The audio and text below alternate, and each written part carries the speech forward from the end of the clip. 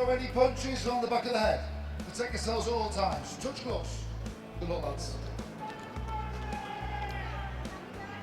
Well, we know that Tete is a terrific technical boxer and also that he's got power, but he's not been in the ring competitively since October last year. In that time, Casimero has had 3 knockout victories. His last 4 wins have all come by stoppage. He is a banger, and he is most definitely here thinking and believing that he can defeat this brilliant South African. Well, the obvious tactic is to get inside that beautiful long jab there of Tete, which is achievable, but the problem is then you have that uppercut to worry about. We've seen that, how effective that can be in the past. He takes a little half a step back, Tete, and then whips that uppercut right through the middle. Tete had 1 win, which came in 11 seconds, the quickest ever in a world title fight. Well, it's not, I suspect that might never be broken. Casimero, who'll be known to British fans as the man who stopped Charlie Edwards in September 3 years ago in an IBF flyweight title defence. He won this interim title in February against Ricardo Espinosa and then defended it in August against Cesar Ramirez. Both those came by way of stoppage. Oh, he's a quality operator, and if you allow him forward momentum and he gets it on his side, then he's a really hard man to deter. He really is. So for Tete, it's just keeping him in this place all the time, pivoting on that front foot, whipping that jab out, not shortening the gap. Tete, tremendous athlete, stands 5'9" and only weighed 8 stone 4 at the weigh-in. Comfortably made the 8'6" limit. That's the crazy part of it. Oh, he makes the weight relatively comfortable. It's never comfortable making any weight, but he doesn't look as drawn as you see other fighters, and that's one of life's mysteries, John. He wants the brilliant Japanese fighter Naoya Inoue, who beat Nonito Donaire in that terrific fight. What was it, 3 weeks ago? Oh, great fight. Great fight, wasn't it? And it could have been Tete in the final had he been able to beat Donaire, but he pulled out of that Super Series with a shoulder injury.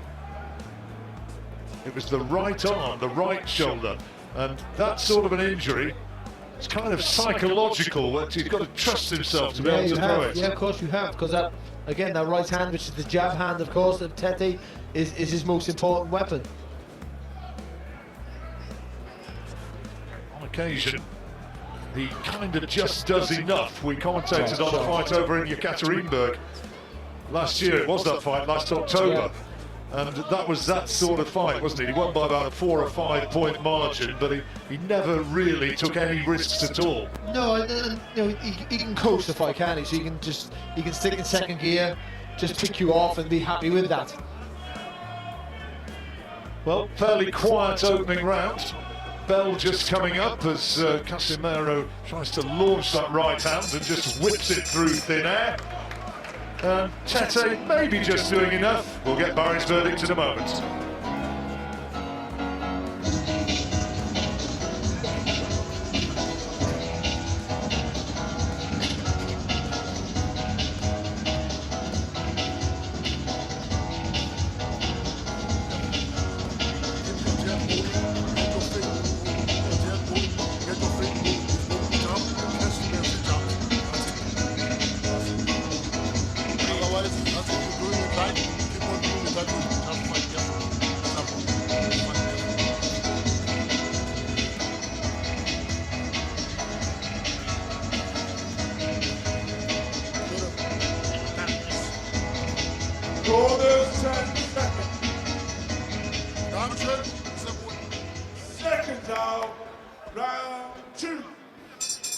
Well, as we go into the second round, how did you score that one, Barry? I gave it to Tete. I think just some of those flicking jabs were enough to give him the edge for me.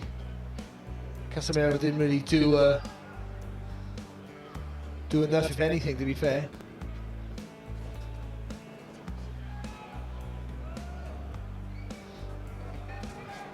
Quiet sort of opener, wasn't it?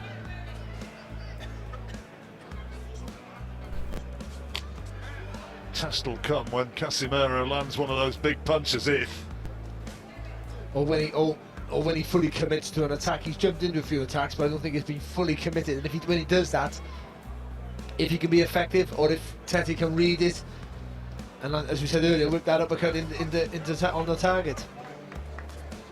Casimero promoted by the legendary Manny Pacquiao.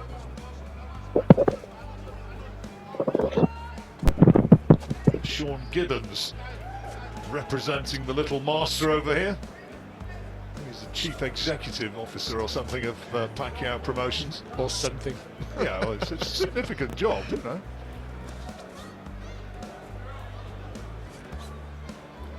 He introduced himself to me as that, and also as the president. So I'm not sure which it was.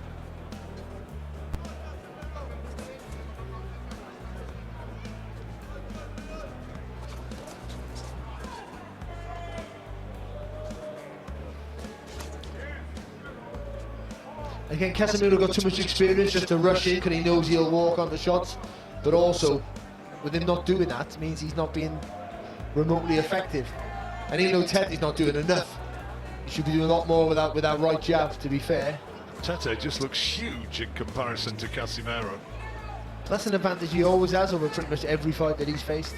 Talked about moving up in weights, that might happen at some point. And I guess another option, talked about Inui, but Rigondeaux, the Cuban, is fighting Liborio Solis for the regular WBA title. That's coming up in about 3 weeks. And Tete's talked about fighting Rigondeaux, or as he's correctly pronounced with the Spanish accent, Rigondeaux. And look, two absolute geniuses, but it could also be a stinker of a fight, because they might just both be looking at each other. Could be a chess match, daring each other to make the first move, yeah.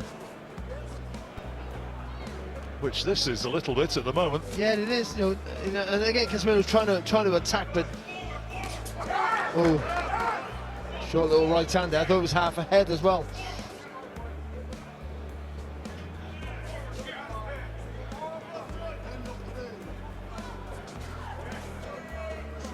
As ever, Tete's entourage came to the ring singing and dancing as the second round ends.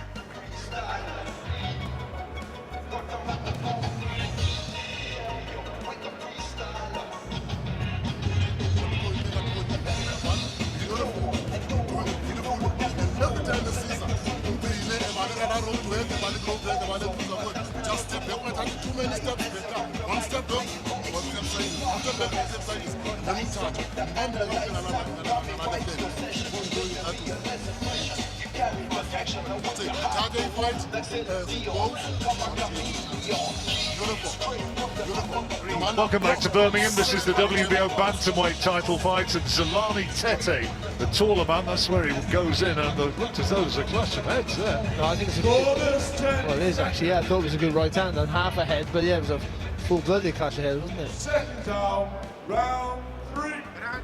2 rounds gone. How have you scored them both? Yeah, I give them both to Tete, but you know, he's only barely doing enough, John. I just think. Well, it's what we said, isn't it? I mean, this is what he did against Mikhail Aloyan when he fought over in Yekaterinburg in Russia last October. Well, obviously, that's better there for Casimero. Doubling up on the jab. Well, I guess he thinks, it's your move to close the gap, not mine. I'm the taller fighter with the longer reach. I want to keep it long. You gotta try and bring it to me.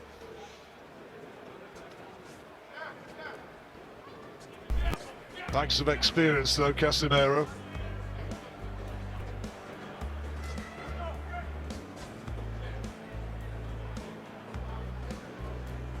Got a record of 5 wins and 2 defeats in world title fights. Tete 5-1. He's won his last 12 since September 2012.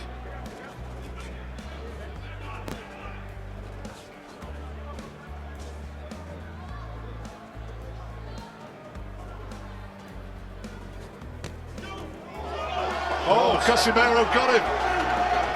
He's got him with a butt now. He's given it. He's got him with a body shot, was it? No, it was on the chin. It was a short right hook to the chin.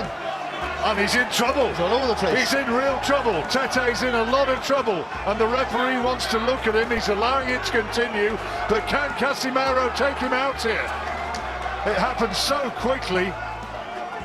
And he's still got a long way to go in this round. There's 1 minute 20 seconds. And Tete still looks unsteady. He's got to buy some time here and make Casimero miss. Casimero needs to pick his punches and he can't find a clean shot and he falls down. Tete, I don't think there was a punch which put him down. He just collapsed to the canvas. He's not Down recovered for from the first time. shot. He's not recovered from the first knockdown, I'm sure of it. Referee asking, is he okay? Casimero wants to finish it right here, right now, and finish it he has. The title changes hands in sensational fashion.